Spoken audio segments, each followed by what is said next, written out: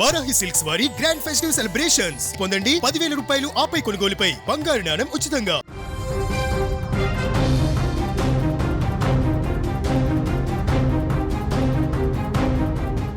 Gannavaram airport వద్ద పొగమంచు కమ్ముకుంది. విమానాల రాకపోకలు తీవ్ర ఆలస్యం అవుతున్నట్లుగా తెలుస్తోంది.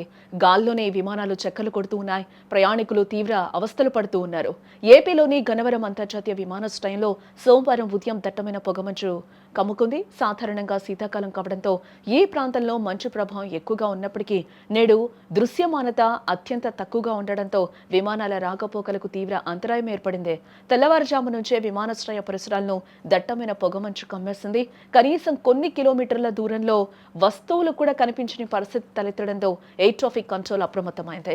రన్వే సరిగ్గా కనిపించకపోవడంతో విమానాల ల్యాండింగ్ టేకాఫ్ ప్రక్రియలకు ఇబ్బందులు ఎదురైనట్లుగా కూడా తెలుస్తోంది. ఈ పొగమంచు ప్రభావం ముఖ్యంగా ఢిల్లీ నుంచి వచ్చిన ఎయిర్ ఇండియా విమానంపై కూడా పడిందని చెప్పుకోవచ్చు.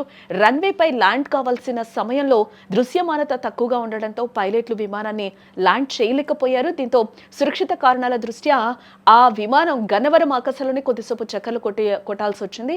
వాతావరణం అనుకూలించకపోవడంతో అటు హ్యాండ్లింగ్ సర్వీసులకు ఇటు ఏటీసీ అధికారులకు విమానాల నిర్వహణ సవాలుగా మారిందని కూడా ఇక్కడ చెప్పుకోవచ్చు. విమానాశ్రయంలోనే గంటల తరబడి వేచి చూసిన ప్రయాణికులు విమానాల రాకపోకల ఆలస్యం కావడంతో ప్రయాణికులు తీవ్ర అసౌకర్యానికి కూడా ఒకంత గురయ్యారు.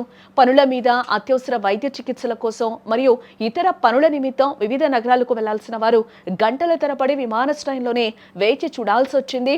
విమానాల ఆలస్యంపై సరైన సమాచారం కోసం ప్రయాణికులు అధికారులను సంప్రదించగా పొగమంచు తగ్గిన తర్వాతే రాకపోకలు పునరుద్ధరిస్తామని కూడా వారు అక్కడ క్లియర్ చేశారు అధికారులు. ప్రస్తుత పరిస్థితిని ఎయిర్ ట్రాఫిక్ కంట్రోల్ అధికారులు నిరంతరం సమీక్షిస్తూ ఉన్నారు.